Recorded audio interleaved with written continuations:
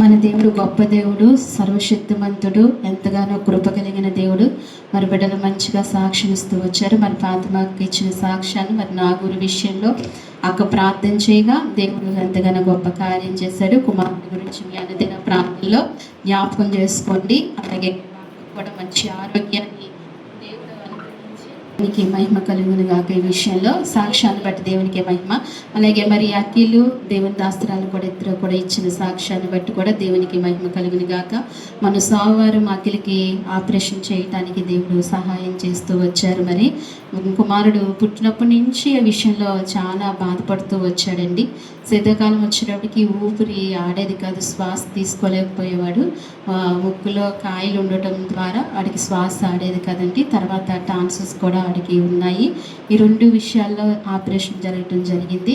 మరి ఈ మధ్య కాలంలో ఎంతగానో 2 నెలల నుంచి చాలా ఇబ్బంది పడుతున్నాడు. చిన్నప్పటి నుంచి మేము ఏం చేసామంటే హోమియోలో తగ్గుతుంది కదా అని ప్రతి హోమియోలో వాడటం కూడా జరిగింది. చాలా హోమియో వాడాము. ఆ తర్వాత చాలామంది డాక్టర్లు కూడా అన్నారు ఎదిగే కొలది తగ్గుతుందిలేమో అని చెప్పి అన్నారు. ఎదిగే కొలది తగ్గుతుందేమో అని అనుకున్నాం, కానీ పెరుగుతూ వచ్చిందండి. కుమారుడికి కూడా ఆస్మా ప్రాబ్లం ఉంది.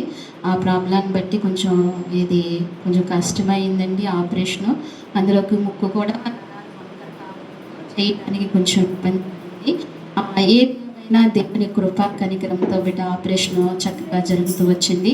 మరి ఆపరేషన్కి వెళ్ళిన రోజు ఏమి పెట్టద్దు కాలం కదా, ఉదయమే వెళ్ళినప్పుడు 3:30కు ఆపరేషన్ తీసుకెళ్ళారండి. అప్పటి నుంచి ఏమి ఒక చుక్క కూడా మంచినీళ్ళు తీసుకోవాలి.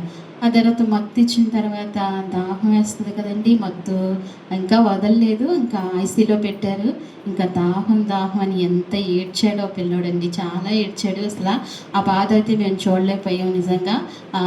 అప్పుడు వెంటనే సిలువు పైన యేసయ్య గుర్తొచ్చారు. ఆయన కూడా అంతే కదా, సిలువు పై నుండి దాహం అని అడుగుతూ వచ్చారు. ఎంత దాహం అని అడిగాడో అలమటించిపోయాడు అన్నమాట. అఖిల అన్నాడు, నీళ్ళు విలువ అప్పుడు తెలిసిందమ్మా అంటున్నాడు. తర్వాత 2 రోజులు పోయిన తర్వాత నీళ్ళు విలువ అప్పుడు తెలిసిందమ్మా అని అడుగుతున్నాడు. నిజమే, మనకు కొన్ని విషయాలు విలువ తెలియాలంటే అవి లేనప్పుడే, అవి అనుభవించినప్పుడే అట్ల విలువ మనకు తెలుస్తుందండి. అయితే 12 గంటలకి, రాత్రి 12:30కు వాటర్ పట్టమని చెప్పారండి. కొంచెం ఒక స్పూన్ వాటర్ పట్టడం అలా జరిగింది. కుమారుడు చాలా కష్టపడ్డాడు. ఏదేమైనా దేవుని కృప కనికరము.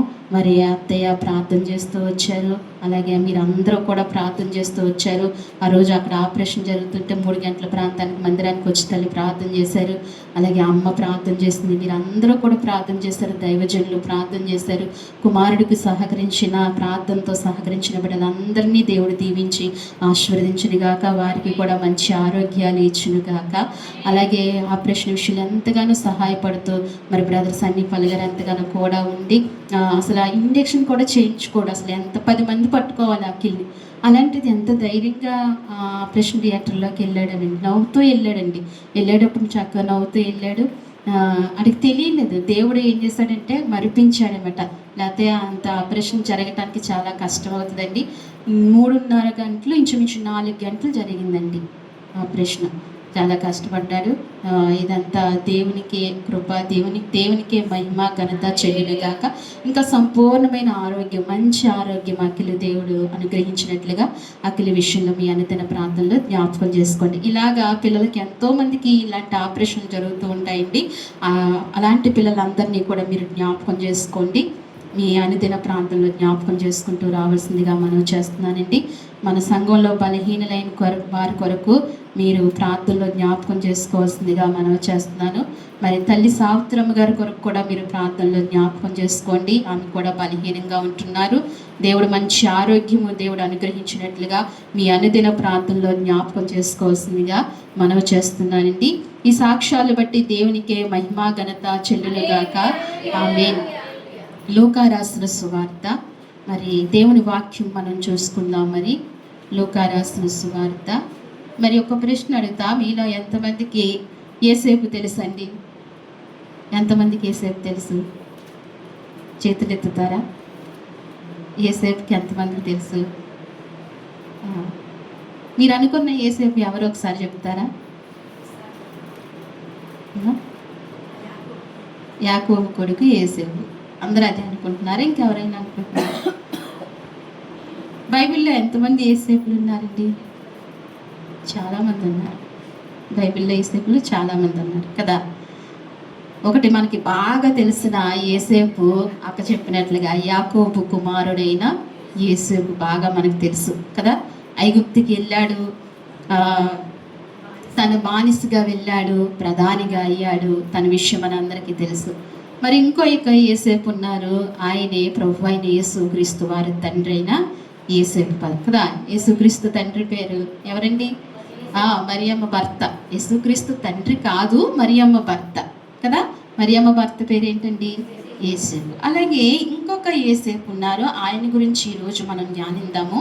లూకా రాసిన సువార్త 23వ అధ్యాయము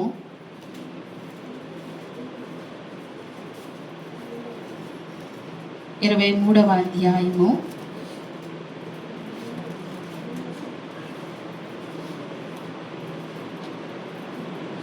50వ వచనం చదువుతారా?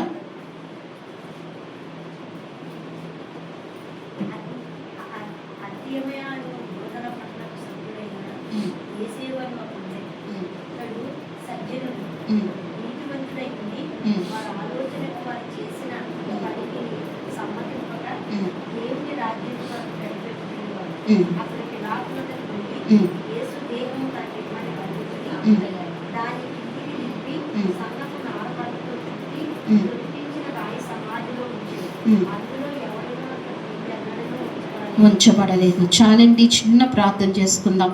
మహాపరిశుద్ధమైన ప్రేమగల తండ్రి, మహాగణుడా, మహోన్నతుడా, సర్వాధికారి, సర్వసృష్టికర్త, నీ ఘనమైన నామానికి వందనాలు, స్తోత్రాలు ప్రభువా. ఇంతవరకు మీరు మాకు తోడుగా ఉండి నడిపించిన విధానం కొరకే వందనాలు. అలాగే ఎప్పుడైనా ప్రభువా, ఇదిగో మరి ఇక మీదట నీ సహాయాన్ని మాకు అందించండి ప్రభువా. మరి ఇదిగో మీరు మాకు తోడుగా ఉండి నడిపించండి. చదవబడిన లేఖన భాగాన్ని విరిచి మాకు వడ్డించండి. మీరు మాతో ఉన్న దేవుడు, గొప్ప దేవుడు స్వామి నాయన. మీరు మాట్లాడే దేవుడు స్వామి, నీకు స్తోత్రాలు తండ్రి. మాకు నైనా చల్లనైన వాతావరణం అయ్యా, మెల్లనైన నీ స్వరము వినిపింపచేయండి ప్రభువా. మా మనసులు కుదుటపరచండి తండ్రి. నీ వాక్యం వినే శక్తిని మాకు అనుగ్రహించండి ప్రభువా. నువ్వు మాట్లాడుతుండగా ప్రభువా నైనా మా హృదయాలు తెరవబడటానికి నీ అత్యున్నతమైన కృప మాకు దయచేయండి స్వామి. అయ్యా, ఇదిగో మరి బలహీనురాల్ని, అల్పురాల్ని, అయోగ్యురాలైన నన్ను నీ సిలువు చాట మరుగుపరుచుకుని మీరు మాతో మాట్లాడి నీ వాక్కును బయలుపరిచి కొద్ది నిమిషాలు తండ్రి నీ కృపతో ఈ ప్రాంతాన్ని నేను ఇక్కడ చేరువచ్చిన ఇక్కడ నింపి నడిపించమని స్తుతించి ప్రార్థించి యేసయ్య నామములో అడిగి వేడుకుంటున్నాము తండ్రి. చదవబడిన వాక్యంలో లూకా రాసిన సువార్త 23వ అధ్యాయము 50వ వచనంలో అరిమతేయు అను యూదుల పట్టణపు సభ్యుడైన యేసేపు అను ఒకడుండెను. ఎవరండి? అరిమతేయు అయిన యూదుడిలో ఒక సభ్యుడైన ఒకడు యేసేపు అని ఒక వ్యక్తి ఉన్నాడంట. ఈయన గురించి చెప్పాలంటే చాలా విషయాలు ఉన్నాయండి. ఈయన గురించి చెప్పాలంటే చాలా విషయాలు ఉన్నాయి. అయితే ఈయన ఎవరు అంటే యేసు ప్రభు వారు ఉన్న దినాలలో ఆయనతో ఉన్నవారిన ఎవరండి? యేసు ప్రభు వారితో ఉన్నవారు. ఈయన గురించి యేసు ప్రభు వాక్యం సెలవిస్తుంది. యేసుతో ఉన్న శిష్యులలో ఒకడని కూడా సెలవిస్తుంది. ఈయన యేసుతో ఉన్న శిష్యుల్లో ఒకడని సెలవిస్తుంది. అయితే ఈయన ఈ రీతిగా ఉంటున్నప్పుడు యేసు ప్రభువుని దగ్గరగా చూసిన వ్యక్తి ఎలా చూశారండి? యేసు ప్రభువుని దగ్గరగా చూశారు. యేసు ప్రభు వారిని వెంబడించిన వ్యక్తి అండి. ఈయన వెంబడిస్తూ వచ్చారు యేసు ప్రభు వారు ఎక్కడికి వెళ్తే అక్కడికి వెళ్ళేవారు. ఆయన వర్తమానాలు, ఆయన బోధలు వింటూ వచ్చారు. ఎంతగానో బలపడుతూ వచ్చారు. అయితే యేసు మాటలు వింటూ వస్తారు కానీ మనసు మారుతుందా అండి? చాలామందికి మారుతుందా? కొంతమంది మార్చుకుని నడవటం జరుగుతుంది. అయితే యేసు మాటలు విన్న జనసమూహం ఎంతోమంది ఉన్నారు. ఎవరు కూడా బలంగా ఆయన వెంబడించినట్లుగా అంతగా మనకు తెలియదు. కొంతమంది ఆయన్ను వెంబడించినట్లుగా, ఆయనకు దగ్గరగా వెంబడించినట్లుగా తెలుస్తుంది. హృదయం ఏమవ్వాలంటండి? హృదయం తెరవబడాలి. ఏం చేయాలి? హృదయం తెరవబడాలి. ఎన్ని ప్రార్థనకు వచ్చినా, ఎంత ప్రార్థన చేసినా, ఎంత వాక్యము చదివినా హృదయము తెరవబడకపోతే అవి చదివినట్టే ఉంటాయి, విన్నట్టే ఉంటాయి, వచ్చినట్టే ఉంటుంది. కానీ హృదయము తెరవబడితే గనక ఒక్క ప్రార్థనతో ఆ వ్యక్తి పట్టబడతాడు. హృదయము తెరవబడితే గనక దేవుని ఒక్క మాటతో పట్టుబడతాడు. హృదయము తెరవబడితే గనక ఒక్క మీటింగులోనే అతను ఏం చేయబడతాడండి? పట్టబడతాడు. ఇలాగ చాలా మంది పట్టబడిన వారు ఎంతో మంది ఉన్నారు. ఎంతో మంది దేవునికి దగ్గరైన వారు ఎంతో మంది ఉన్నారు. ఒక్క మాటతోనే, యేసు ఒక మాటతోనే ఎంతో మంది వ్యభిచారులు మారలేదా అండి? ఎంతో మంది దొంగలు మారలేదా అండి? వారిని కూర్చోబెట్టి ఏం బోధించేలా ఒక్క మాటతోనే వారిని పట్టుకున్నాడు దేవుడు. అలాగనే ఈ అరిమతయి యోసేపు కూడానండి, యేసుక్రీస్తు ప్రభు వారిని వెంబడిస్తూ వస్తున్నప్పుడు అతడు సజ్జనుడు అని ఉంది. ఇక్కడ దేవుని వాక్యంలో ఏమని ఉందండి? అతడు సజ్జనుడు అంటే మంచివాడు. ఏమనండి? అతడు మంచివాడు. సజ్జనుడు అంటే మంచివాడు. అతడు మంచివాడని దేవుని వాక్యం సెలవిస్తుంది. దేవుని వాక్యము సహజంగా ఎవరికి మార్క్స్ ఇవ్వదు కదండి. ఎందుకని? ఎన్నో లోపాలు కలిగి ఉంటున్న మానవునికి దేవుడు వాక్యాన్ని ఎందుకు ఆ వ్యక్తిని రాయదు. దేవుడి వాక్యంలో బైబిల్లో రాయబడి ఉందంటే ఆ వ్యక్తి చాలా గొప్పవాడని అర్థం. అందుకే ఆ వ్యక్తి గురించి అంటున్నాడు దేవుని వాక్యము, అతను సజ్జనుడు అంటున్నాడు. అంటే అతను చాలా మంచివాడండి, ఉన్నవారిలో మంచివాడని అర్థం. అతను ఎంత మంచివాడు? మంచివాడైన అర్థము. అలాగే నీతిమంతుడై ఉండి వారి ఆలోచనలకు వారు చేసిన పనికిని సమ్మతింపగా దేవుని రాజ్యం కొరకు కనిపెట్టుచున్నవాడు. దేవునికి మహిమ కలుగును గాక. ఎవరు చేసిన పనికి సమ్మతించక అక్కడ యేసుక్రీస్తు ప్రభు వారిని సిలువకు అప్పగిస్తున్నారు. దేనికి అప్పగిస్తున్నారండి? యేసుక్రీస్తు ప్రభు వారిని సిలువకు అప్పగిస్తున్నారు. జనసమూహం అంతా కూడి, అంతవరకు ఆయన బోధకు జనసమూహముగా వచ్చిన వారు ఆ మనుషులే ఇప్పుడు ఆయన ఏం చేస్తున్నారండి? సిలువకు అప్పగించమని వెనకాల ఆయన్ని వెంబడిస్తున్నారు. అంతవరకు ఆయన మాటలు వినటానికి వెంబడించిన జనాంగము ఇప్పుడు ఏం చేస్తున్నారండి? ఆయన్ని సిలువ వేయండి, ఆయన తరపున బరబ్బను విడిపించండి, విడుదల చేయండి అని వెనకాల జనసమూహాన్ని బట్టే తీర్పు తీర్చడం జరిగింది. అది వీళ్ళందరూ ఆ రీతిగా అంటుంటే ఈయన ఏం చేయలేదంటండి? సమ్మతించలేదంట. ఈ అరిమతయి యోసేపు ఏం చేయలేదంటండి? సమ్మతించలేదంట. అంటే గాలి ఓటానికి తిరిగిపోలేదంటండి. ఎటు గాలేస్తే అటు వంగిపోలేదంట. ఎవరు? ఈ అరిమతయి యోసేపు ఎటు గాలేస్తే అటు వంగిపోలేదు. ఈదులు తీర్చే తీర్పుకి తను లొంగిపోలేదు, సమ్మతించలేదని దేవుని వాక్యం సెలవిస్తుంది. ఎంతగా నిలబడ్డాడో చూడండి, ఎంతగా నిలబడ్డాడు ఆ వ్యక్తి చూడండి. ఆ వ్యక్తి సమాజంలో పలుకుబడి ఉన్న వ్యక్తి, చాలా పేరు ఉన్న వ్యక్తి. ఎవరండి? ఈ అరిమతయి యోసేపు చాలా పేరు ఉన్న వ్యక్తి. అయ్యో, నేను గనక యేసుక్రీస్తు ప్రభు వైపుకి వెళ్తిపోతే గనక సమాజం నన్ను ఏమనుకుంటుందో అని అనుకోలే. ఆ పేరును పట్టించుకోలేదు, ఆ ఘనతను పట్టించుకోలేదు, ఆ ఖ్యాతిని పట్టించుకోలేదు. కానీ తను చూసింది ఒకటే, యేసుక్రీస్తు ప్రభు వైపుకు చూస్తూ పరిగెడతాడు. ఇంకా ముందుకు వెళ్తే ఆయన గురించి మనకు తెలుస్తుంది. ఇక్కడ అంటున్నాడు, ఆలోచించగా వారి చేసిన పనికి సమ్మతింపగా దేవుని రాజ్యం కొరకు కనిపెట్టుచున్నవాడు. దేవునికి మహిమ కలుగును గాక. దేని కొరకు కనిపెడుతున్నాడంటండి? దేవుని రాజ్యం కొరకు కనిపెడుతున్నాడంట. దేని కొరకు అండి? దేవుని రాజ్యం కొరకు కనిపెడుతున్నాడంట. దేని కొరకు కనిపెట్టాలి? అసలు ఆయన దేవుని రాజ్యం కొరకు కనిపెట్టవలసిన అవసరం లేదేమో. అతడు ఎవరంటండి? అతడు ధనవంతుడంట. అతడు ఎవడండి? ధనవంతుడని ఉంది దేవుని వాక్యం.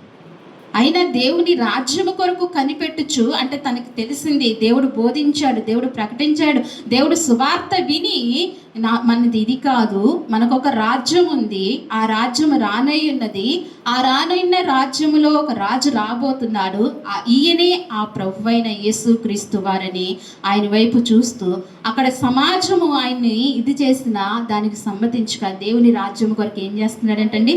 కనిపెట్టుచున్నాడంటండి. ఇంకా యేసుక్రీస్తు ప్రభువారు మరణించలేదు. యేసుక్రీస్తు ప్రభువారు తిరిగి లేవలేదు, యేసుక్రీస్తు ప్రభువారు తిరిగి ఆయుత్తు కాలేదు. అయినప్పటికీ దేని కొరకు కనపడుతున్నాడంటే దేవుని రాజ్యం కొరకు కనపడుతున్నాడు. అందుకే అతను అరిమత యేసేపు నీతిమంతుడని, మంచివాడని దేవుని వాక్యం సెలవిస్తూ వస్తుంది. అందుకే అంటున్నాడు, అతడు పిలాతు యొద్దకు వెళ్ళి యేసు దేహము తనకిమ్మని అడుగుని దాని కిందకి దింపి సన్నపు నారబట్టతో చుట్టి తొలిపించిన రాయి సమాధిలో ఉంచెను. అందులో ఎవడనూ అంతకు మునుపు ఎప్పుడునూ ఉంచబడలేదు. దేవునికి మహిమ కలుగును గాక. ఆ సమాధిలో ఎవరిని అంటండి ఉంచలేదంట. ఆ సమాధి కొత్తదంటండి. ఆ సమాధి తొలిపించిన రాయి కొత్తదంటండి. అంతకు మునుపు ఎవరిని, ఏ యూదుడిని ఉంచలేదంట. యూదులకు ఒక పద్ధతి ఉంటుంది. యూదులకి ఏముంటుందండి? ఓ పద్ధతి. ఏంటి ఆ పద్ధతి? యూదులకి ఏ పద్ధతి ఉంటుందండి? ఏంటి ఆ పద్ధతి అంటే, ఎవరి సమాధి వారే సిద్ధపరచుకోవాలి. ఎవరి సమాధి వారే సిద్ధపరచుకోవాలి. అంటే పుట్టినవాడు గిట్టక తప్పదు, పుట్టినవారు చనిపోక తప్పదు. ఎప్పుడు పోతామో తెలియదు. కానీ ఆ యూదుడు ఒక వయసు వచ్చినప్పుడు తనకు సంబంధించిన సమాధిని ఏం చేసుకోవాలంట? సిద్ధపరచుకోవాలంట. ఈనాటికి చాలామంది వారి సమాధులకి ఏం చేసుకుంటారండి? సిద్ధపరచుకుని ఉంచుకుంటారు. చాలామందిని మనం చూస్తాం. అంతెందుకు మన మధ్యన ఉన్న సావిత్రం తల్లి గారిని ఒకసారి మొన్న బలహీనంగా ఉన్నప్పుడు, కిందటిసారి బలహీనంగా ఉన్నప్పుడు పలకరించడానికి వెళ్ళినప్పుడు ఆ తల్లి నాతో చెప్తున్నారు, అమ్మా ఇంక నాదన్నీ కూడా ఈ భూమి మీద జరగాల్సిన కార్యాలన్నీ నా ఎందు జరిగిపోయినాయి, నా బాధ్యతలు కూడా నేను నిర్వర్తించేశాను. నా భర్త లేనప్పటికీ నేను ఉద్యోగం చేస్తూ నా 3 బిడ్డల్ని చదివించుకుంటూ నా 3 బిడ్డలకు మంచి వివాహాలు చేసి వారిని నేను కళ్ళారా చూస్తూ వచ్చాను. చాలా బాధ్యతలు తిని వారికి అప్పగించవలసిన అన్నీ కూడా అప్పగించాను. వారికి నా పెద్ద కుమారుని ఈ మధ్యనే పిలిచి అన్నీ అప్పగించేశాను. నాయన ఇది ఇక్కడ ఉంది, ఇది అక్కడ ఉందని. అలాగనే నా సమాధికి ఖర్చు అయ్యే డబ్బును కూడా నేను బ్యాంకులో వేసుకున్నాను. నేను చనిపోయిన తర్వాత నాయనను అది తీసుకొచ్చినవి దాన్ని తీసుకొచ్చి ఖర్చు పెట్టు అని చెప్పి అని అన్నానని. సిద్ధపడిపోయానమ్మా, ఇంక సిద్ధపడిపోయాను, యేసు పిలుపు కొరకు ఎదురు చూస్తున్నాను అని ఆవిడ చెప్పడం జరిగింది. అంటే సిద్ధపాటు అనేది చాలా ప్రాముఖ్యమైనది. అలాగని సమాధులు తొలిపించుకుని ఉంచుకోమంటలేదు నేను. హృదయాన్ని ఏం చేయాలి? మనం హృదయాన్ని సిద్ధపరచుకుని ఉంచుకోవాలి. ఎప్పుడు మనము వెళ్తామో తెలియదు. దేవుడు అంటాడు, నీ రాకపోకలు నాకు తెలుసు. ఎవరో తెలుసు అంటుంది? రాకపోకలు అంటే మనము 121వ కీర్తనలో చదివేసుకుంటాం. ఏ ఊరు వెళ్ళినా ఎక్కడికి వెళ్ళినా నీ రాకపోకలు ఏంది, యెహోవా నన్ను కాపాడును అంటే మనం ప్రయాణ రాకపోకలు అనుకుంటాం. అది కాదండి, ఆయన చెప్పిన విషయం అది కాదు. ఎప్పుడు నీ తల్లి గర్భంలోంచి ఇక్కడికి వస్తావో, ఈ భూమి గర్భంలోంచి ఎప్పుడు వెళ్ళిపోతావో అది నాకే ఎరుగును, నాకే తెలుసు, ఎవరికి తెలియదు. మనుష్య కుమారుడి రాకడ కూడా తండ్రికే తెలుసు అంటండి. అయితే నీ రాకపోకలు కూడా ఎవరికి తెలుసు? దేవునికే తెలుసు. ఒక భక్తుని సాక్ష్యం నేను నిన్న దినాన్ని వింటున్నప్పుడు, ఒక అభిషక్తుడు ఒక భక్తుని సాక్ష్యం వింటున్నప్పుడు, ఆయన ఎన్నో శ్రమలు పడుతూ సువార్త చేస్తూ వచ్చారు. సువార్త చేస్తుండగా ఆయన్ని చితక బాధేశారండి, తల బదలగొట్టేశారు. చచ్చిపోయాడేమో అనుకుని ఇంక వాళ్ళు వెళ్ళిపోయారు. ఆయన ఒక వ్యక్తి కూడా ఉన్న వ్యక్తిని ఏం చేయలేదు. ఆ వ్యక్తి తీసుకెళ్ళి హాస్పిటల్లో జాయిన్ చేయడం జరిగింది.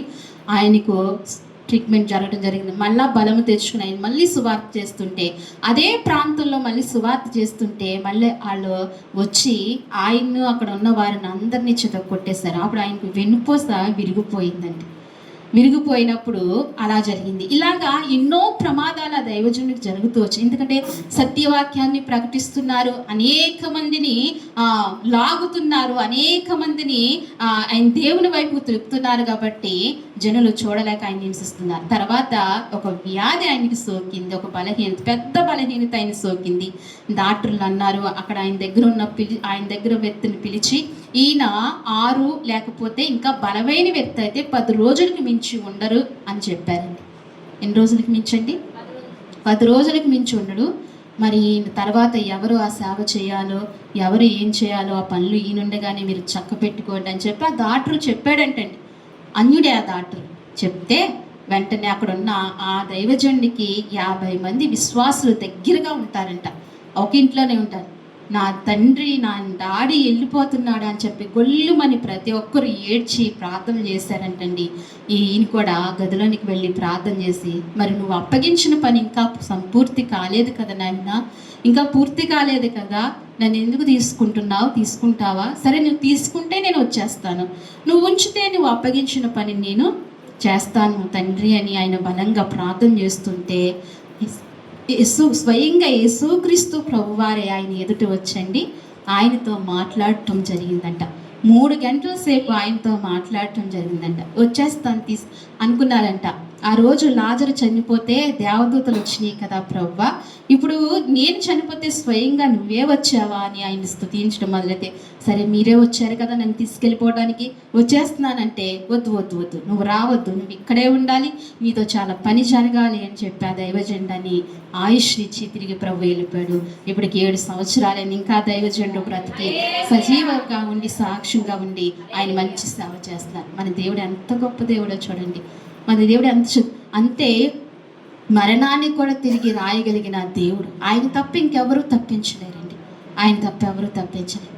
నీ మరణపు ముళ్ళుని ఈరిచిన దేవుడు ఆయన ఒక్కడే. అందుకే ఆయన్ని మనం బలంగా ఆరాధించాలి, సంతోషంగా ఆరాధించాలి, మనసారా ఆరాధించాలి.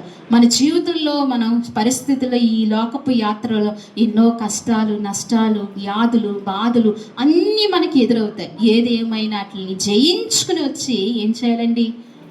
ప్రభువుని ఆరాధించాలి, ప్రభువుని మనం సేవించాలి. అలాంటి వాడే గొప్ప భక్తుడండి, గొప్ప దేవుని బిడ్డ. అందుకే ఈ వ్యక్తి అండి ఆ రీతిగా దేవుని స్తుతించడం సాగింది, దేవుని గణపరచడం సాగింది. ఈ రీతిగా దేవుని గణపరుస్తున్న వ్యక్తి పిలాతు దగ్గరికి వెళ్ళి, ఎక్కడికి వెళ్ళండి? పిలాతు దగ్గరికి వెళ్ళి అడుగుతున్నాడు. రాజు దగ్గరికి వెళ్ళి అడగటం అనేది సామాన్యమైన విషయం కాదు కదండి, సామాన్యమైన విషయం. ఇప్పుడు యేసుక్రీస్తు ప్రభువారు అక్కడికి అందరికీ విరోధి అయిపోయాడు ఆయన. ఎందుకంటే నేను రానున్న రాజుని అంటున్నాడు. పిలాతుకి అందరికీ కూడా ఏమొచ్చిందండి? మంచి కోపం వచ్చేసింది. రాజులు మేముండగా నువ్వు రాజు అంటున్నావేంటి అని చెప్పి కోపం వచ్చింది. ఈయన ఇక్కడ రాజ్యం గురించి ఆయన చెప్పట్లా, ఆయన ఈ భూలోక రాజ్యం గురించి నేను రాజునని చెప్పట్లేదండి. ఈ భూలోకాన్ని ఆయన వదిలేశాడు, రానున్న రాజ్యం గురించి ఆయన రాజునని చెప్తున్నాడు. అయితే వీరికి అర్థం కాలేదు. పిలాతు దగ్గరికి వెళ్ళి ధైర్యంగా అడగటం అనేది సమాజంలో పలుకుబడి ఉన్న వ్యక్తి, ఇతను పేరు కలిగిన వ్యక్తి. పా అంటే ఎంత అవమానము. అయినప్పటికీ ధైర్యంతో వెళ్ళండి యేసు దేహాన్ని అడుగుతూ వచ్చాడు. యేసు దేహాన్ని అడిగి దింపండి, సిలువు పైన దింపి. ఆయన దేహం ఎలా ఉందో మీకు తెలుసా అండి? సిలువలో మరణించే ముందు ఆయన దేహం ఎలా ఉందో తెలుసండి? యేసు ప్రభు వారి దేహం ఎలా ఉందో తెలుసండి? మాంసపు ముద్దే. అయితే ఆయన శరీరం మీద నూలు పోగు కూడా లేదంటండి. ఏమి లేదండి. ఎంత అవమానం భరించారు ఆయన. ఎందుకంటే ఆనాడు ఏదేని తోటలో ఆదాము పాపము చేసినప్పుడు ఆదాము ఒంటి మీద బట్టలు లేవు. ఎలాగైతే ఆదాము పాపం చేస్తూ వచ్చాడో దాని ప్రాయశ్చిత్తంగా యేసుక్రీస్తు ప్రభువారు కూడా ఆ సిలువ పైన ఆ రీతిగా యజ్ఞం అవ్వాల్సి వచ్చింది. ఎంత అవమానం భరించారండి, ఎంత అవమానం భరించారు. ఆ అవమానాన్ని ఎంతటిని భరిస్తూ, ఆ బాధలు భరిస్తూ యేసుక్రీస్తు నాథుడు నిన్ను నన్ను రక్షించడానికి మరి ఎంత మనం సునావేశంగా ఈ స్థితిని మనం తీసుకుంటున్న పరిస్థితిని మనం తీసుకుంటున్నామండి. అసలు ఎప్పుడు మనం మదిలో మెదల్చలేము ఆ విషయాన్ని. నా ప్రభు నా కొరకు ఆ రీతిగా ఆ రక్తాన్ని చిందించారు, అంత అవమానం పొందారని ఎప్పుడు ఆ శిలువ జ్ఞానం మన హృదయంలోనికి రాదు. ఈ హృదయాలు ఏమైపోయినాయండి?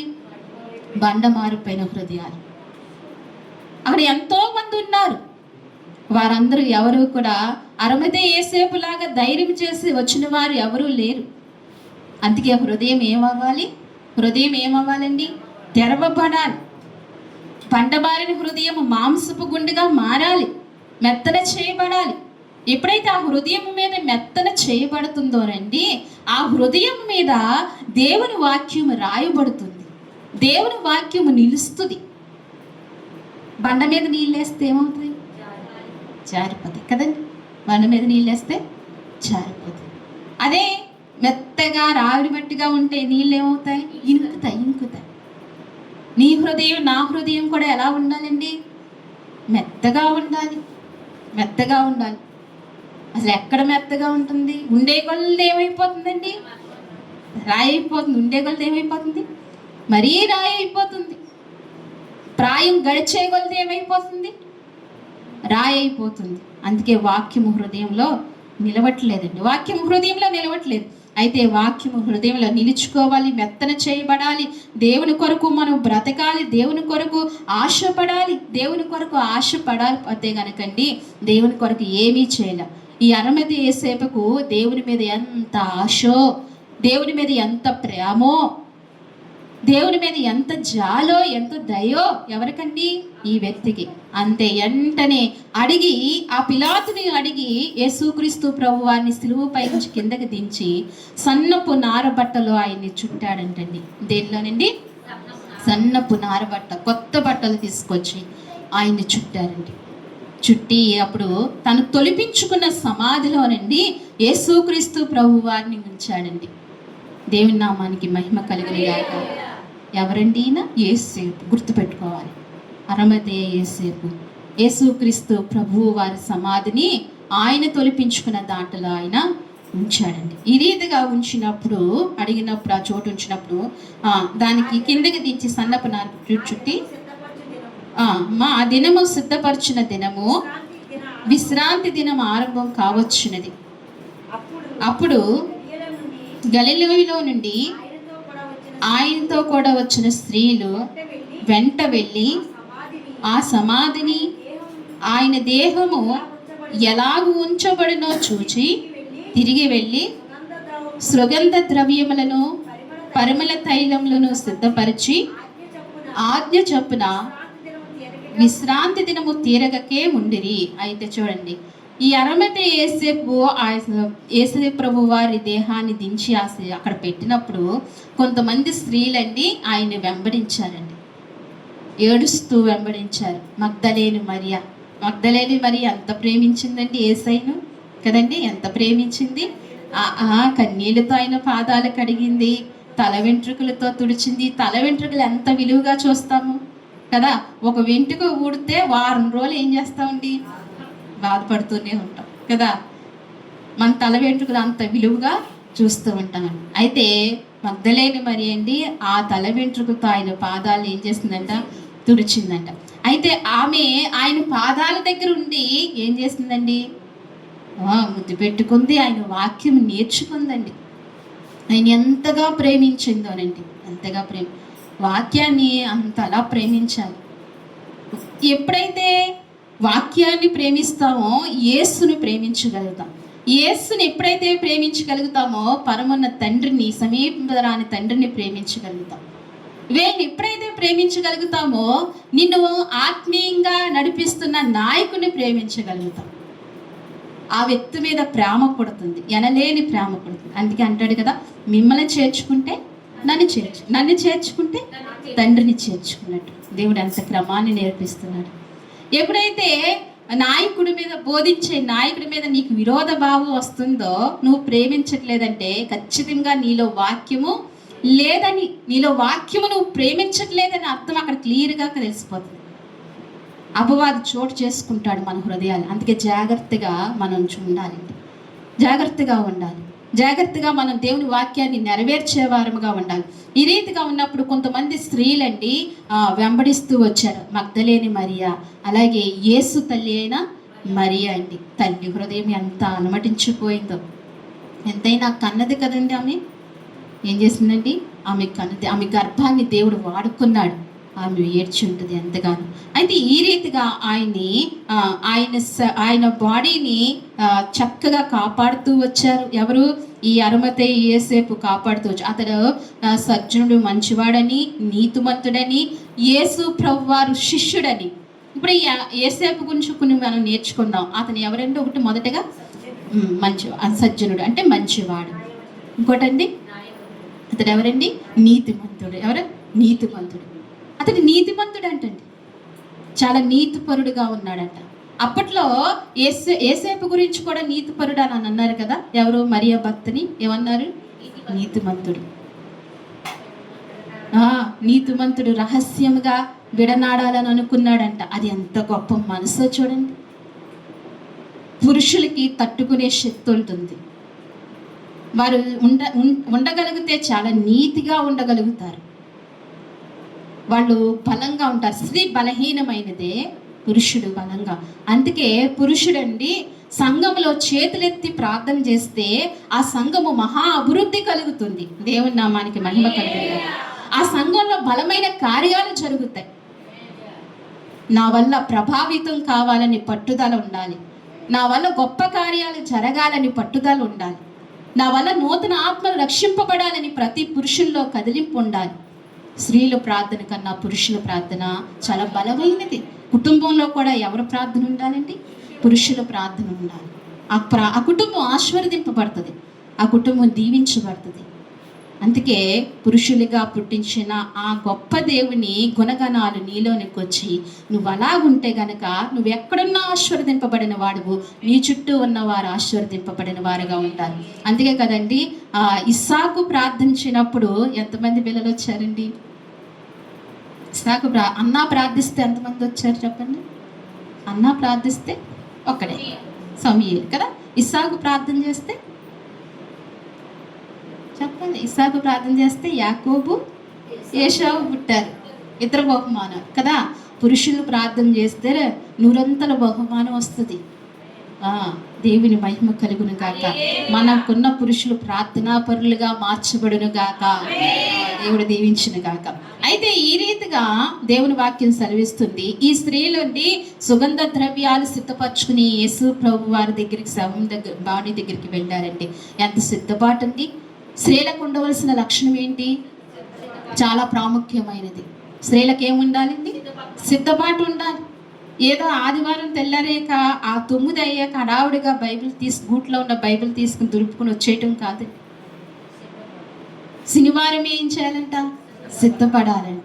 చాలా సంఘాలలో సిద్ధపాటు ప్రార్థన ఉంటుంది. శనివారం నైట్ సిద్ధపాటు ప్రార్థన ఉంటుందండి. అలాగా మనం కూడా సిద్ధపడాలి. శనివారమే నేను రేపు పొద్దున్న ఆరాధనకి వెళ్ళాలి. నీ హృదయాన్ని ఏం చేసుకోవాలి? సిద్ధపరచుకోవాలి ముందుగా. కానీ లోకస్తులు ఏం సిద్ధపరచుకుంటారో తెలుసా అండి? నేను చాలా మందిని చూశాను, చాలా బంధువులే చాలా మంది చూశాను. రేపు ఆదివారం, రేపు ఏం కూర తెచ్చుకోవాలి? ఎప్పుడండి? శనివారం సాయంత్రమే దాన్ని సిద్ధపరిచేసుకుంటారు. ఒకవేళ వారం అంతా వాళ్ళ చేతిలో డబ్బు లేదనుకోండి, శనివారం ఉదయం పనిలోకి వెళ్ళిపోయి తెచ్చుకుని ఉంచుకుంటారు. శనివారమే ఆ కుటుంబం నిర్ణయించుకుంటుంది ఏం తెచ్చుకోవాలని. మటన్ తెచ్చుకోవాలి, చేప తెచ్చుకోవాలి, లేకపోతే చికెన్ దమ్ బిర్యానీ చేసుకోవాలి. ఎప్పుడు సిద్ధపడతారండి? శనివారం వాళ్ళ హృదయాలు సిద్ధపరచుకుంటారు. ఉదయము దోస్తులతో పాటు చికెన్ ఫ్రై, కందనకాయలు వేపుడు చేసుకోవాలి. ఇలా సిద్ధపడతారండి. శనివారం సిద్ధపడుతూ ఉంటారు. కానీ మనది అది కాదు, మన అది కాదు, మన తోవ అది కాదు. అది చెప్పాలంటే టిఫిన్ కూడా చేస్తామో లేదో తెలియదండి. ఆదివారం చెయ్యి. అసలు తిండి మీద ఆదివారం మధ్యాహ్నం ఇంటికి వెళ్ళే వరకు ఉండదు. అది భక్తుడు లక్షణం. అయితే శనివారం ఏం చేయాలంటండి? సిద్ధపడాలి. నేను నా ప్రభువుని ఎలా ఆరాధించాలి? నా జీవం కలిగిన దేవుని నేను ఎలా ఆరాధించాలి? ఆయన నేను ఎలా స్తుతించాలి? ఆయన నాతో ఏం మాట్లాడతాడు? మీకు ఆశ లేకపోతే ఇక్కడ దేవుడు మాట్లాడు సుమా. నేను ఎంత ఎత్తైన మనిషి నిలబడినా, ఎంత అభిషక్తుడు నిలబడినా వ్యర్థమే. ఎందుకని? నీలో ఆసక్తి లేదు, నాలో ఆసక్తి లేదు. ఆయన మాట్లాడుకోవాలంటే గాడిదతో కూడా మాట్లాడుకుంటాడు. ఇక్కడ గాడిదని నిలబెట్టుకుని ఆయన కింద వారితో మాట్లాడవలసిన అవసరం వస్తే గనక నీ హృదయంలో, నా హృదయంలో ఆయన మాట వినాలని ఆశ ఉండాలి కదా. అప్పుడు మాట్లాడు. దేవా, నువ్వు నాతో మాట్లాడయ్యా. నువ్వు నిలబెట్టుకునే వ్యక్తిని నువ్వు బలపరిచయ్యా. వీళ్ళు జ్ఞానహీనులే, నువ్వు జ్ఞానవంతుడవయ్యా. వారి హృదయాల్లో నీ జ్ఞానాన్ని నింపు ప్రవ్వా. నీ కొరకు వాడుకునే ఒక బలమైన పాత్రగా సిద్ధపరచు ప్రవ్వా. నీ దైవజనుడి గురించి ప్రార్థన చేయాల్సిన వారు నీ హృదయాన్ని సిద్ధపరచుకో ప్రవ్వా. నా కుటుంబం అంతా ఆదివారం నిన్ను ఆరాధించాలయ్యా. అది నాకు ఆశీర్వాదమయ్యా. అని నీకు మంచి తలంపు ఉండాలి. ప్రతి స్త్రీకి ఇలాంటి సిద్ధపాటు ఉండాలి. ఆనాడు సుగంధ ద్రవ్యాలతో వాళ్ళు సిద్ధపరిచారండి. దేవుని సిద్ధపాటు కలిగి ఉన్నారండి. నేను నా బిడ్డలు దేవుని స్తుతించాలి, నేను నా కుటుంబం అంతా దేవుని. యెహోషువ అదే అంటాడు కదా, ఏమంటాడండి? నేను నా ఇంటి వారిని యెహోవానే సేవించదును. అబ్బా, ఆ మాట ఒక్కొక్క ఇంటికి వెళ్ళినప్పుడు ఆ వాక్యం పెట్టుకుంటారండి. ఎంత సంతోషం కలుగుతుందో ఆ వాక్యం చూసి. ప్రతి ఇంటికి ఆ వాగ్దానం పెట్టుకోవాలి. ప్రతిదినము ఆ వాగ్దానం మనల్ని జ్ఞాపకం చేయాలి. నేను నా ఇంటి వారిని యెహోవాను సేవించాలి. నీకు ఎంతమంది పిల్లలు ఉంటే అంతమంది దేవుడిని ఏం చేయాలండి? సేవించాలి. నీ పిల్లలు నీ దేవుడు నీకు ఇచ్చాడు, వాళ్ళని సేవింప చెయ్యాలండి. అది నేర్పించాలి. ఏమీ నేర్చుకోకుండా, మనం ఏమీ తెలుసుకోకుండా మన జీవితాలు వెళ్ళిపోతున్నాయండి. వాక్యము వినాలి, వాక్యము నేర్చుకోవాలి, దేవుడు నాతో మాట్లాడాలని ఆశలు తక్కువైపోయింది, కోరిక తక్కువైపోయింది, సిద్ధపాటు లేదు. సిద్ధపరచుకోవాలి. రేపు ఉదయాన్నే బట్టలు సిద్ధపరచుకోవాలి. బైబిల్ ప్రతిరోజు బైబిల్ తీసి చదువుతుంటాం కదా, బైబిల్ సిద్ధపరచుకోవాలి. మందిరానికి తెచ్చుకునేవన్నీ శనివారమే సిద్ధపరచుకోవాలి. నువ్వు అర్పించే కానుకను కూడా సిద్ధపరచుకోవాలంట. ప్రతిదీ సిద్ధపరచుకోవాలి. దేవుని వాక్యం సెలవిస్తుంది. సిద్ధపాటుతో నువ్వు దేవుని సన్నిధికి వచ్చి ఇంకా హృదయంలో, ప్రవ్వా నాకు అడ్డులు ఆటంకాలు తొలగించు ప్రవ్వా అని మనం వారమంతా ప్రార్థన చేయాలంటండి. ఎక్కడికి? దైవ సన్నిధికి రావటానికి. అలా పట్టుదల పట్టింపు లేకపోతే మనకి ఎన్నో ఆటంకాలు. చిన్న చిన్న విషయాల్లో కూడా మనం ఏం చేస్తామండి? మానేస్తూ ఉంటాం. బంధువులు వచ్చారని ఏదో ఒక విధంగా. జీవము గల దేవుని ఆరాధించడానికి ఏ కారణము మనకు అడ్డుగా ఉండకూడదు. మనం ధైర్యంగా దేవుని ఎందుకంటే మనకి ఇది ఆశీర్వాదం, మనకి ఇది దీవెన, మనకి ఇది ఎంతో మేలు. అలా మనం అలా ఆరాధించాలి. ఈ రీతిగా ఆయన అరమతే యేసేపు గారు నీతిమంతుడు, మంచివాడు, యేసు ప్రభు శిష్యుడై ఉన్నారు. ఇంకొక మాట కూడా ఆయన గురించి చూద్దాం. మత్తయి రాసిన సువార్త 27వ అధ్యాయము 27వ అధ్యాయం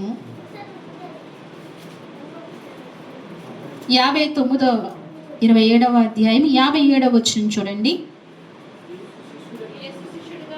యేసు శిష్యుడిగానున్న అరమతే అయిన యేసేపు ఒక ధనవంతుడును సాయంకాలం అయినప్పుడు వచ్చి పిలాతు నద్దకు వెళ్ళి యేసు దేహము తనకి ఇమ్మని అడగగా పిలాతు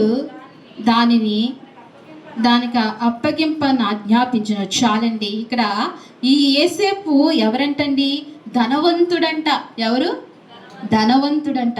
అందుకే మంచి సమాధి తొలిపించుకున్నాడు. ఎవరైనా ధనవంతుడైండి ఎవరిని వెంబడించాడండి?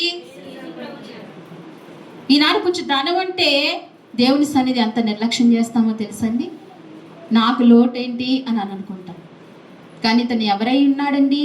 ధనవంతుడై ఉన్నాడంట. ధనవంతుడై ఉండి యేసయ్యను వెంబడిస్తూ వచ్చాడు.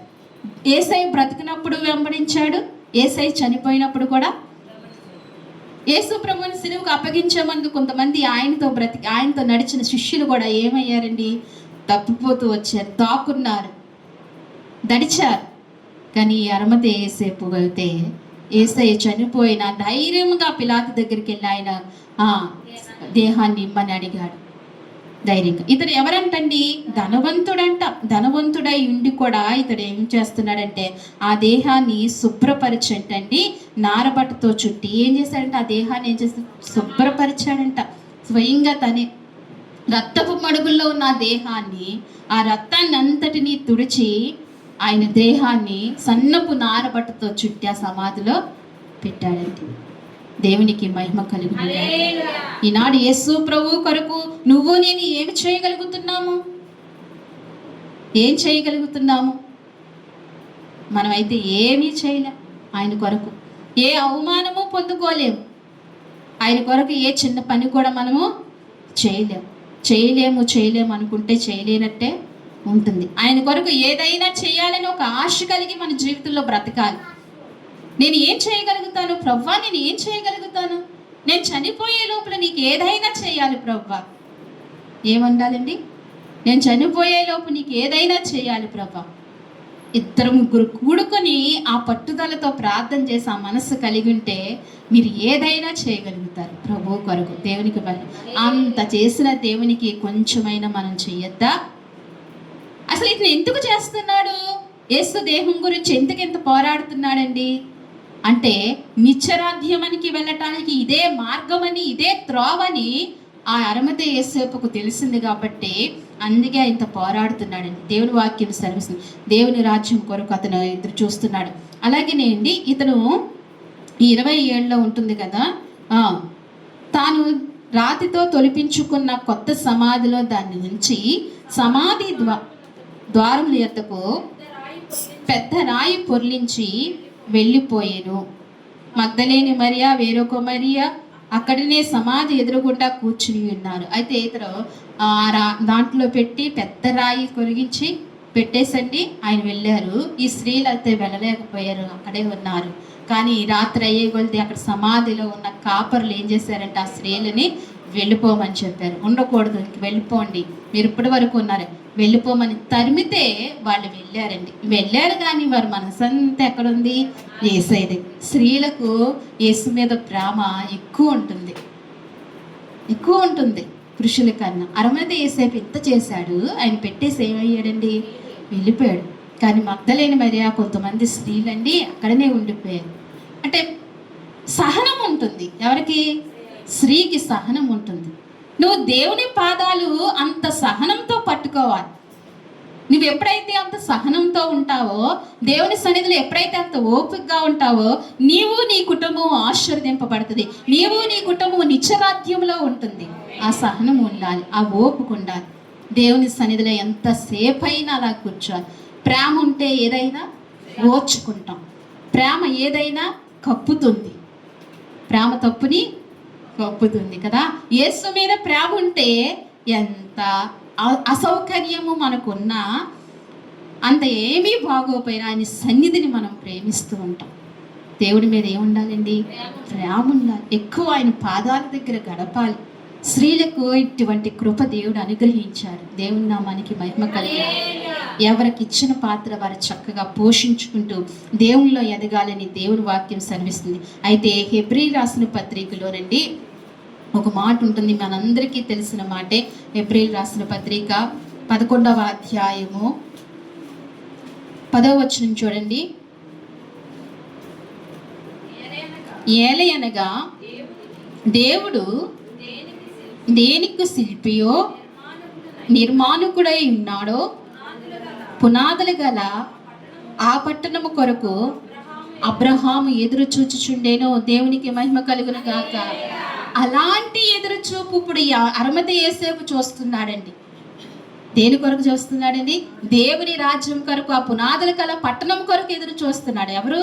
ఈ అరిమతెయ యోసేపు. అబ్రహాము ఆ పునాదుల గల పట్టణం కొరకు ఎలాగైతే దేవుడు దేనికి శిల్పియో నిర్మాణకుడై ఉన్నాడో, దేవుడు దేనికి శిల్పియో నిర్మాణకుడై ఉన్నాడో ఆ పునాదులు గల పట్టణం కొరకు అబ్రహాము ఎదురు చూచుచుండేను. అబ్రహాము ఎదురు చూశాడంటండి. అబ్రహాముకి ఇలా వాక్యం చెప్పేవారు ఎవరు లేరు. అయినా ఏం చేశాడండి? ఎదురు చూశాడు ఆ పునాదులు గల పట్టణం కొరకు. ఇలాంటి అబ్రహాము లాంటి ఎదురు చూపు ఈ అరిమతెయ యోసేపు కూడా చూస్తున్నాడు. దేవుని రాజ్యం కొరకు ఆ ఎదురు చూపు చూస్తున్నాడు. అందుకే ఆ దేహాన్ని చక్కగా తెచ్చి తన సమాధిలో పెట్టి తిరిగి లేస్తాడు ప్రభువు. ఇదే మార్గము, ఇదే సత్యము, ఇదే జయము. ఈయన ద్వారానే మనము ఆ రాజ్యంలోనికి వెళతామని చెప్పి ఆ అరిమతెయ యోసేపు ఎదురు చూపుకి ఆయన దేహాన్ని తెచ్చి ఏం చేశాడండి? ఆయన సమాధిలో పెట్టాడు. ఏం చూస్తున్నాడు? ఎదురు చూపు చూస్తున్నాడండి. అతనికి ఏముంది? అతను ఎవరు? ధనవంతుడు. అతను ఎవరు? మంచివాడు, నీతిమంతుడు, సమాజంలో పేరుంది. ఇప్పుడు దేని కొరకు ఎదురు చూస్తున్నాడు? ఇంత తనకు చుట్టూ ఇంత కృప ఉండి కూడా, ఇంత ఘనత ఉండి కూడా దేని కొరకు ఎదురు చూస్తున్నాడండి? పునాదులు గల పట్టణం కొరకు. ఏమీ లేక మనం దేని కొరకు ఎదురు చూడట్లేదండి. ఏమీ లేవు మనకి. వెనక్కి తిరిగి చూసుకుంటే ఏమున్నాయి? ఏమీ లేదు. అయినా మనం ఆ పునాదులు గల పట్టణం కొరకు ఎదురు చూడగలుగుతున్నామా? ఎదురు చూస్తున్నామా? ఎప్పుడైతే ఆ పునాదులు గల పట్టణం కొరకు ఎదురు చూస్తామో యేసు మీద ప్రేమ కలుగుతుంది, యేసు మీద ఆసక్తి కలుగుతుంది. యేసు మీద ఎనలేని కృప, మనకు ఆయన మీద ప్రేమ ఉంటుందన్నమాట. అందుకే ఆయన మీద, ఆయన పునాదులు గల పట్టణం కొరకు ఏం చూడాలంటండి? ఎదురు చూసే వారముగా ఉండాలి.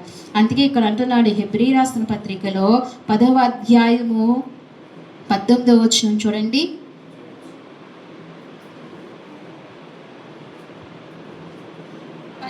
19వ వచనం చూడండి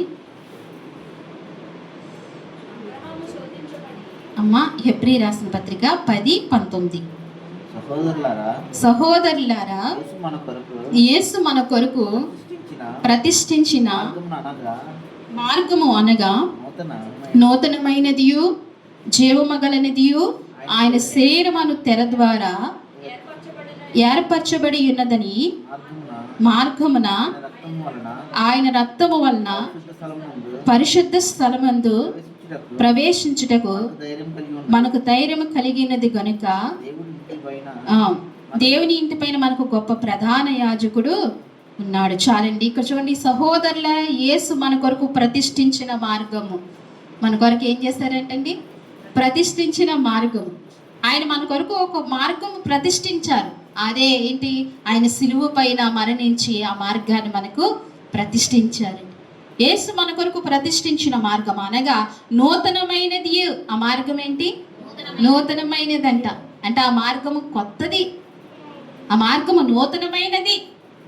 అలాగే ఆ మార్గం ఏమైనదంట? జీవము కలిగినది. ఆ మార్గం ఏం కలిగినది? ఆ మార్గంలో జీవమే తప్ప నిర్జీవము లేదు. ఏ మార్గంలోనండి? యేసు ఏర్పరిచిన మార్గంలో ఏముంది? జీవం ఉంది. ఎన్నడూ నువ్వు మృతి పొందవు, ఎన్నడూ చనిపోవు. యేసు ఏర్పరిచిన మార్గము జీవము కలిగినది. ఆ మార్గము కొరకే అరమతే యేసేపు ఎదురు చూస్తున్నాడు. ఆ మార్గము కొరకే అబ్రహాము ఎదురు చూశాడు. ఈనాడు నువ్వు నేను కూడా ఏం చేయాలండి? ఎదురు చూడాలి. ఏ మార్గము కొరకు? జీవము కలిగిన మార్గము కొరకు. అందుకే అంటున్నాడు ఇక్కడ, జీవమై ఉన్నది ఆయన శరీరము అను తెర ద్వారా ఏర్పరచబడి ఉన్న మార్గము. దేవునికి మహిమ కలిగినగాక. ఆయన శరీరం అను తెర ద్వారా ఏమైందంటండి? ఆయన సిలువలో ఆయన మరణించినప్పుడు ప్రత్యక్ష దేవాలయంలో గర్భంలో ఉన్న తెర ఏమైందంటండి? చినిగిందంట. అంటే అడ్డు తొలగింది. ఇప్పుడు ధైర్యముగా ఆయన కృపాసముల యొద్దకు చేరటానికి అడ్డు తొలగిందండి. దేని ద్వారా? ఆయన శరీరమను తెర ద్వారా. ఆయన శరీరమను తెర ద్వారా ఏం తొలగిందండి? అడ్డు తొలగింది. ఆ మార్గము ఏర్పరచబడింది. ఆ మార్గము ద్వారానే ఆ పునాదులు గల పట్టణంలోనికి చేరాలి. ఇంకే మార్గము లేదు. ఆ పునాదులు గల పట్టణం కొరకు అరమతే యేసేపు ఎదురు చూసినట్లుగా దేవుని వాక్యం సెలవిస్తుంది. ఆయన శరీరం అనే తెర ద్వారా ఏర్పరచబడిన మార్గం ఆయన రక్తము వలన పరిశుద్ధ స్థలములందు ప్రవేశించుటకే మనకు ధైర్యం కలిగినది గనుక. దేని ద్వారా? ఆ పరిశుద్ధ స్థలంలో ప్రవేశించడానికండి ఆ రక్తము వలన. ఏ రక్తము వలన? యేసు రక్తము వలన ఆ పరిశుద్ధ స్థలములకు ఏమైవ్వాలి? ప్రవేశించబడాలి. ఆ రక్తము ద్వారానే పరిశుద్ధ స్థలములకు ప్రవేశించబడాలని దేవుని వాక్యం. అందుకే మన ఇంటికి ప్రధాన యాజకుడు ఉన్నాడని సెలవిస్తుంది. చూడండి, దేవుని ఇంటి పైన మనకు గొప్ప ప్రధాన యాజకుడు ఉన్నాడు గనుక. దేవుని ఇంటి పైన ఎవరున్నారు? గొప్ప ప్రధాన యాజకుడు. దేవుని ఇంటి పైన గొప్ప ఆ ప్రధాన యాజకుడే ప్రభువైన యేసుక్రీస్తు వారు ప్రధాన యాజకుడైన. అంటే మొట్టమొదటిగా యాజకత్వం చేసిన వాడు. ఆ దేవుని తండ్రి దగ్గరికి మొట్టమొదటిగా ఆయన వెళ్ళి ఆరోహణమయ్యి అల్లాడించిన వాడు ఆయనే ప్రధాన యాజకుడు. ఆ పునాదులు గల పట్టణం కొరకు అరమతే యేసేపు ఎదురు చూశాడు. అబ్రహాము ఎదురు చూశాడండి. ఇలాగ కొంతమంది భక్తులు ఎదురు చూస్తూ వచ్చారు. మనం కూడా ఏం చేయాలండి? ఎదురు చూడాలి. మనం కూడా యేసు కొరకు ఎదురు చూసే వారంగా ఉండాలి. ఇంకా నేను చివరకు వచ్చిందండి మార్కు సువార్త, ముగించుకుందాం. మార్కు సువార్త 15వ అధ్యాయము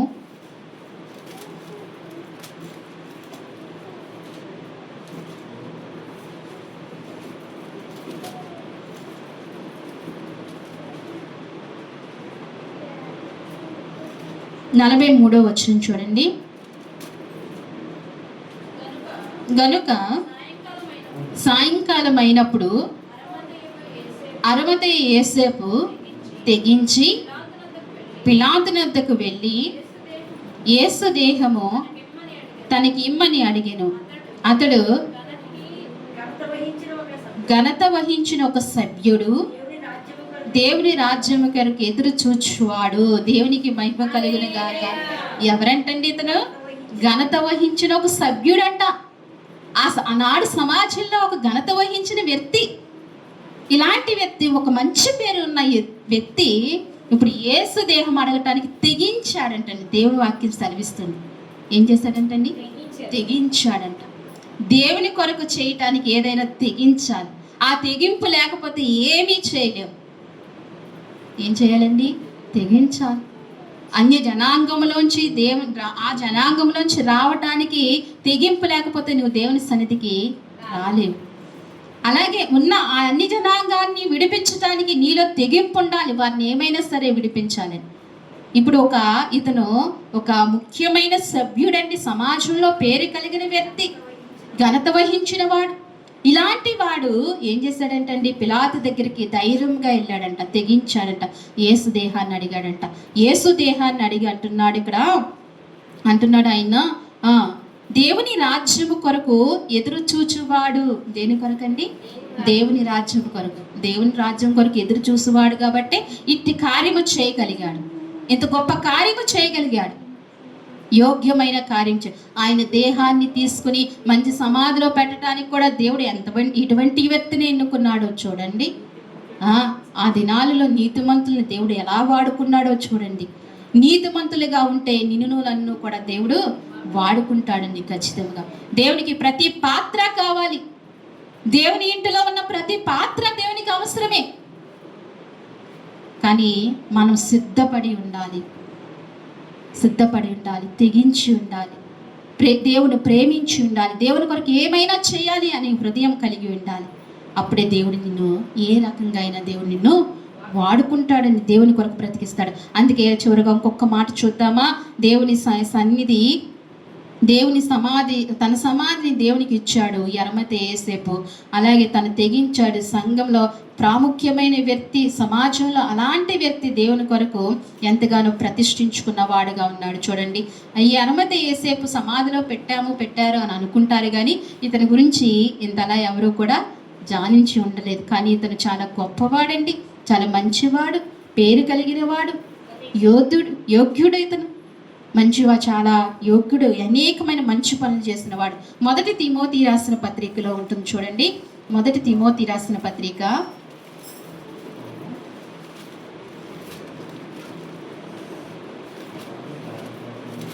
6వ అధ్యాయము 7వ వచనం చూడండి. 1 తిమోతి 6వ అధ్యాయము 17వ వచనం. 17వ వచనం. ఇహమందు ధనవంతులైన వారు గర్విష్ఠులు కాక అస్థిరమైన ధనము యందు నమ్మిక ఉంచక సుఖముగా అనుభవించుటకు సమస్తము మనకు ధారాళముగా దయచేయు దేవుని యందే నమ్మిక ఉంచుడని ఆజ్ఞ. చివరగా దేవుడు ఒక ఆజ్ఞ ఇస్తున్నాడు మనకు. మధ్యాహ్న కాల సమయంలో చివరగా ఒక ఆజ్ఞ ఇస్తున్నాడు. ఈ కూర్చున్న వారిలో మళ్ళీ ఎవరు ధనవంతులు లేం, కానీ అయినా దేవుడు ఆజ్ఞ ఇస్తున్నాడు. రానున్న దినాల్లో ధనవంతులుగా చేయనేమో. దేవునికి మహిమ కలిగిన. అయితే దేవుడు ఒక ఆజ్ఞ ఇస్తున్నాడు. ఏమనంటే, ఇహమందు ధనవంతులైన వారు గర్విష్ఠులు కాక. ఒకవేళ ఇహమందు ధనవంతులైంటే ఏం కాకూడదంటండి? ఆ ధనాన్ని బట్టి గర్విష్ఠులు కాకూడదు. ధనము లేకపోయినా గర్విష్ఠతనం ఈనాడు హృదయాలలో. అయితే ఒకవేళ ధనము ఉండి నీ హృదయం గర్విష్ఠతనం ఉండకూడదని దేవుని వాక్యం. గర్విష్ఠులు కాక అస్థిరమైన ధనము యందు నమ్మిక ఉంచక. ఈ ధనం ఏంటంటండి? అస్థిరమైనది. స్థిరము కాదు. ఈ ధనం స్థిరము కాదు. ఈరోజు మీ దగ్గర ఉండొచ్చు, రేపు ఇంకొకరి దగ్గర ఉండొచ్చు. అది స్థిరముగా ఉండదు. దానికి స్థిరమ లేదు. అస్థిరమైన ధనము యందు నమ్మిక ఉంచక సుఖముగా అనుభవించుటకు సమస్తము మనకు ధారాళముగా దయచేయు దేవుని యందే నమ్మిక ఉంచాలి. దేవునికి మహిమ కలుగును గాక. సుఖముగా అనుభవించు మనకు ధారాళముగా దయచేయు దేవుని యందు నమ్మిక. మనం ఏం అనుభవించాలంటండి? సుఖముగా అనుభవించు, ధారాళముగా దేవుడిచ్చే దేవుని యందు నమ్మికించాలంట. దేని యందు నమ్మికించకూడదంట? ఈ అస్థిరమైన ధనము యందు నమ్మికించు. అందుకే ఆ అరిమతయి యోసేపుకి ఎంత ధనమున్నా ఏమి లేదండి ఆయనలో, గర్వము లేదు, గర్వం లేదు. ఈ అస్థిరమైన ధనము యందు మనసు ఉంచలేదు. స్థిరమైన దేవుని రాజ్యం కొరకు ఎదురు చూశాడు. ఎవరండి? ఈ అరిమతయి యోసేపు స్థిరమైన దేవుని రాజ్యం కొరకు ఎదురు చూస్తూ వచ్చారు. ఈ అస్థిరమైన ధనము మీద మనసు ఉంచలేదు. అతను ధనవంతుడే, కానీ అతడు గర్విష్ఠుడు కాడు. అతడు గర్విష్ఠుడు కాదు. ఈ ధనం యందు నమ్మిక ఉంచలేదంట. ఈ ధనం మీద ఏముంచకూడదు? నమ్మిక ఉంచు. అన్ని సమస్తము ధారాళముగా అనుగ్రహించు మన ప్రభువు మీదే నమ్మిక ఉంచాలి. మనం దేవునికి మహిమ కలుగుతుంది. ధనం ఉంటే ఏం సుఖం? ఒక్కొక్కరికి ధనం ఫుల్గా ఉంటుంది, తినడానికి ఉంటుంది, కానీ అన్నీ ధారాళముగా అనుగ్రహించు దేవుని మీద నమ్మకం ఉంచిన వాడు గొప్పవాడు, దేవుని రాజ్యంలో చేరతాడు. దేవుని వాక్యము మన హృదయాల్లో దీవించి ఆశీర్వదించును గాక. ఆమేన్. మోకరిందామండి, చిన్న ప్రార్థన చేసుకుందాం. మోకరించినట్లు ప్రతి ఒక్కరము మోకరిందాం. ప్రభువు మాట్లాడటము ఒక వ్యక్తి అయితే, మీ హృదయాన్ని తెరిచి ప్రభువా నాతో మాట్లాడేమని నువ్వు సమర్పించడం ఒక వ్యక్తి. ప్రతి ఒక్కరం కూడా విన్న వాక్యము నాలోంచి పోనివ్వకయ్యా, దుష్టుడు ఎత్తుపోకుండా అయ్యా కృప చూపయ్యా అని ప్రతి ఒక్కరము అడగాలి. తండ్రి, ఈ మధ్యాహ్న కాల సమయంలో ప్రభువా మీరు మాతో మాట్లాడుతూ వచ్చారు స్వామి. ఎవరైతే ప్రభు నాతో మాట్లాడారని అనుకుంటున్నారో, బలం కలిగి, మనస్సు కలిగి, శక్తి కలిగి కొద్ది నిమిషాలు ప్రార్థన చేద్దామా? కొద్ది నిమిషాలు ప్రార్థన చేద్దామా? యేసయ్యా, ఈ అరిమతయి యోసేపు వలె నేను కూడా ఉండటానికి సహాయం చేయండి నాయన. అతడి మనస్సు మంచిది ప్రభువా, అలాంటి మనస్సు నాకు కూడా ఇవ్వయ్యా. అతడు సజ్జనుడని నీ వాక్యము సెలవిస్తుంది ప్రభువా, ఆ మనస్సు నాకు ఇవ్వు తండ్రి నాయన. అలాగే అతడు యేసు శిష్యుడని సెలవిస్తుంది ప్రభువా, నేను కూడా నీ శిష్యుడిగా, నీ శిష్యురాలిగా జీవించే కృప నాకు దయచే ప్రభువా. అయ్యా నాకు సహాయము చేయి ప్రభువా నాయన. అయ్యా ఇదిగో మరి ఆ అరిమతయి యోసేపు నీతిమంతుడని సాక్ష్యం ఇస్తున్నారు ప్రభువా. నీ వాక్యము సెలవిస్తుంది ప్రభువా, నాలో నీతిని ఉంచండి ప్రభువా. నేను నీతిమంతుడిగా, నీతిమంతురాలుగా ఉండటానికి సహాయం చేయి. నువ్వు అడగకపోతే ప్రభు ఏది ఇవ్వడు. విన్న వాక్యం, ప్రతి వాక్యము నువ్వు అడగాలి. దేవుడు నిన్ను ప్రేమించి మాట్లాడుతున్నప్పుడు నువ్వు హృదయం తెరిచి ఆయన్ని అడగాలి. తండ్రి, ఈ అరిమతయి యోసేపు వలె నేను మంచివాడిగా, అయ్యా నేను నీ శిష్యుడిగా, నాయనా నేను నీతిపరుడుగా నా జీవిత కాలమంతా జీవించే కృప నాకు దయచే ప్రభువా. ఈ వాక్యాన్ని బట్టి నాకు దయచే తండ్రి అని అడుగుదామా? ప్రతి ఒక్కరం అడుగుదామా? నీకు అలా ఉండాలని ఆశ లేదా? నోరు తెరిచి అడగాలి, నోరు తెరిచి అడగాలి. దేవా నాకు సహాయం ఇచ్చే ప్రభువా, నేను అట్టి రీతిగా ఉండాలి ప్రభువా, అట్టి కృప దయచే ప్రభువా. అవును నాయనా, ఈ అరిమతయి యోసేపు ప్రభువా దేవుని రాజ్యము కొరకు ఎదురు చూశాడు ప్రభువా. ఆ పునాది గల పట్టణం కొరకు ఎదురు చూశాడు ప్రభువా. అబ్రహాము వలె తనను ఎదురు చూస్తూ వచ్చాడు ప్రభువా. అయ్యా ఇదిగో మరి ఇహమందు ధనవంతుడై ఉండి కూడా దాని యందు గర్వించక, గర్విష్ఠుడు, తన హృదయం గర్వము లేక ప్రభువా మంచి హృదయముగా ఉండి తను జీవించాడు ప్రభువా. ఈ అస్థిరమైన వాటి మీద నమ్మిక ఉంచక ప్రభువా, ఇహమందు సుఖముగా జీవించు, ధారాళముగా అనుగ్రహించు యేసు యందు నమ్మిక ఉంచాడు ప్రభువా. అటువంటి కృప మాకు దయచేయండి నాయనా. అయ్యా నీ కొరకు ఏమన్నా చేయాలని తెగింపు అరిమతయి యోసేపులో ఉంది నాయన. మాకు కూడా మనస్సు కలిగించు ప్రభువా. ఈ మధ్యాహ్న కాల సమయంలో మనసు ఇవ్వు ప్రభువా. మాకు మేము పరీక్షించుకుని, మాకు మేము అనుకొని ఎప్పుడూ ప్రభువా నేను నీ కొరకు ఏమీ చేయలేదు ప్రభువా, నువ్వెన్నో మా కొరకు చేసావు ప్రభువా, ఇంకా చేస్తూనే ఉంటావు కదా ప్రభువా, మేము ఏమీ చేయలేకపోతున్నాం తండ్రి. ఈ అరిమతయి యోసేపు వలె తెగింపు మాకు దయచేయనైనా. నీ కొరకు ఏమన్నా చేయాలని కోరిక మాలో పుట్టించండి ప్రభువా. సహాయం చేయండి ప్రభా అని ప్రార్థన చేద్దామా? ప్రార్థనలోనికి వెళ్తామండి. ప్రార్థన చేసుకుందాం బలంగా. పరిశుద్ధాత్మ దేవుడు మీతో నాతో మాట్లాడుతూ వచ్చారు. ఆయన గొప్ప దేవుడు. ఆయన ఆత్మ ఇక్కడ ఉంది. ఆయన ఆత్మ సంచరిస్తుంది. పరిశుద్ధాత్మ దేవుడు సంచరణ జరుగుతుంది. నువ్వు మౌనంగా ఎలా ఉండగలుగుతున్నావు? నువ్వు అలా నిర్లక్ష్యంగా ఎలా ఉండగలుగుతున్నావు? ఆత్మదేవుడు పని చేస్తున్నప్పుడు, ఆత్మకార్యం ఆయన కార్యం చేస్తున్నప్పుడు నువ్వు ఎలాగుండగలుగుతున్నావు? ఆయన్ని యాకోబు వలె పెనుగులాడాలని లేదా? యాకోబు వలె ఆయన పాదాలు పట్టుకోవాలని లేదా? మగ్దలేని మరియ వలె ఆయన పాదాలు పట్టుకోవాలని లేదా? ఎస్సయ్యా, నీ పాదాల కిందే నేను ఉంటానయ్యా, ఒక ధూళి వలె నీ పాదాల కింద ఉంచుకో ప్రభా అని అడగాలని లేదా? ప్రతి ఒక్కరము ప్రార్థన చేసుకుందామండి. వినవాక్యాన్ని బట్టి ప్రార్థన చేద్దాం. చిన్న ప్రార్థన తల్లిని ప్రార్థనలో నడిపిస్తారు.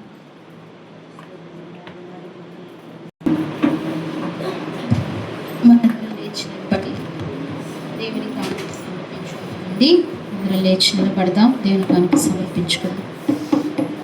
అందరం కూర్చుందామండి. పాట పాడిస్తాం. ప్రభు పేరట వందనాలు. అందరం కూర్చుందాం. మరి శుక్రవారం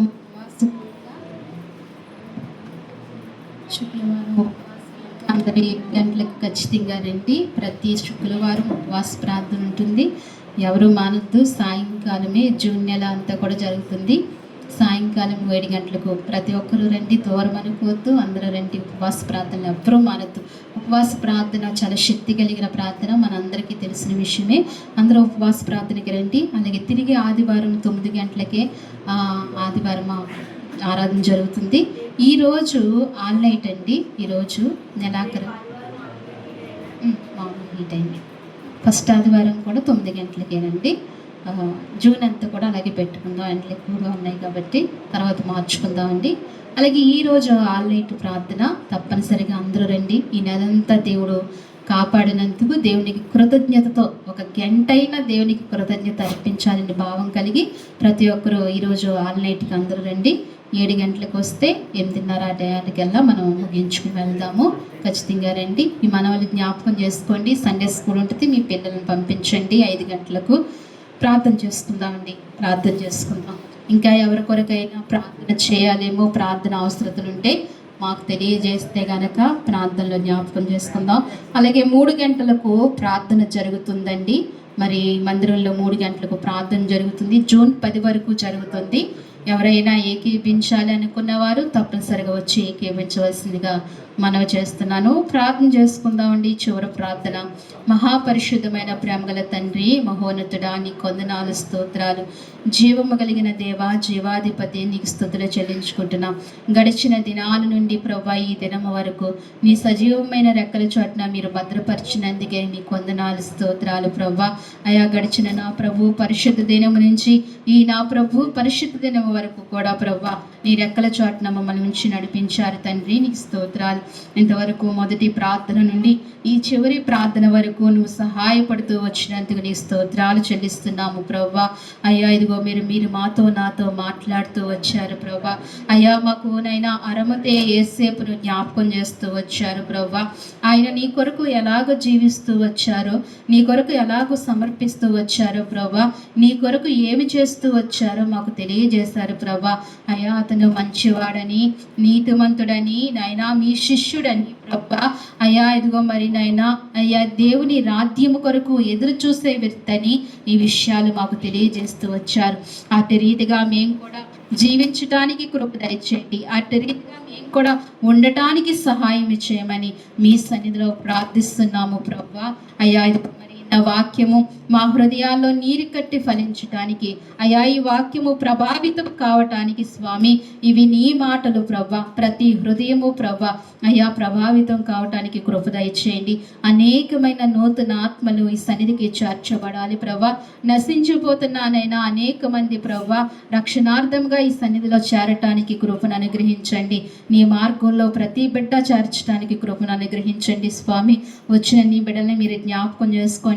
నిండుగా మీరు దీవించండి, ఆశీర్వదించండి. వారి అక్కర్లు అవసరతలు తీర్చండి ప్రభా.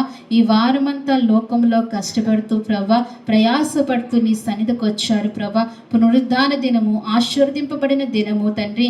అయా నువ్వు కృప చూపించే దినము ప్రభా. ఈ దినములో వారు ప్రవేశించారు తండ్రి. నాయన వారిని జ్ఞాపకం చేసుకోండి. వారి కష్టార్జితాలు దీవించండి, ఆశీర్వదించండి.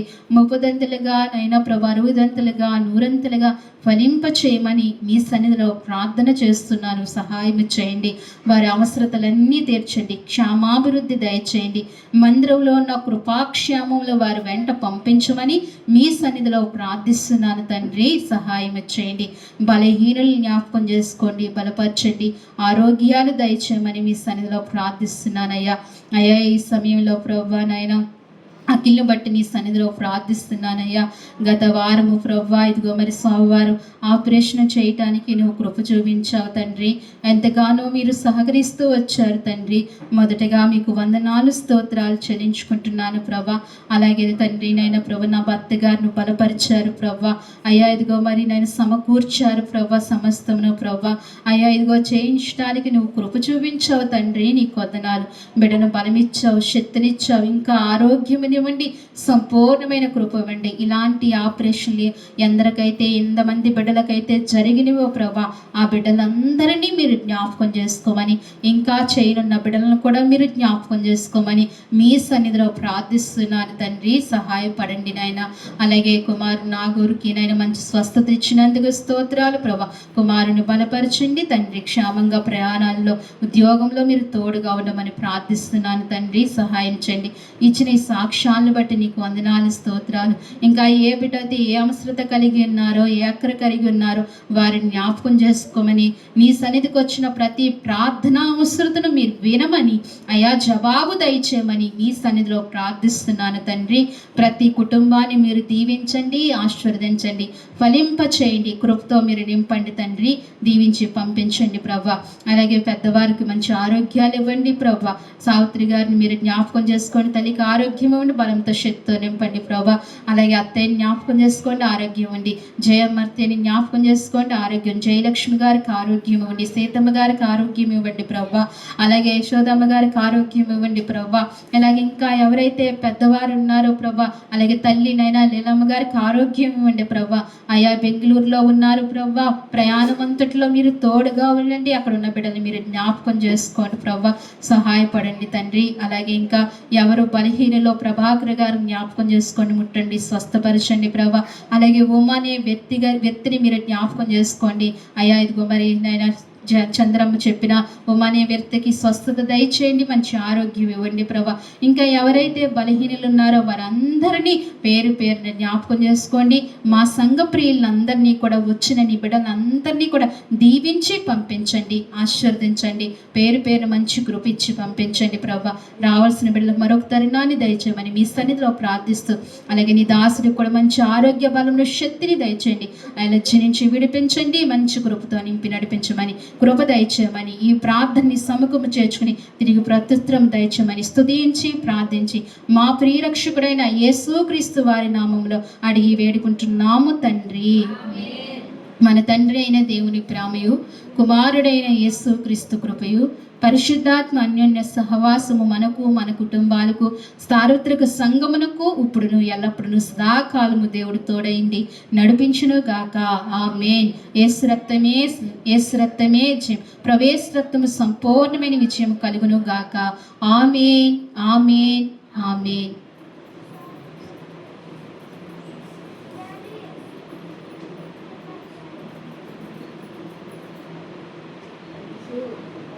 అందరికీ వందనాలండి. అందరికీ వందనాలమ్మా. మీ అందరినీ దేవుడు దీవించును గాక.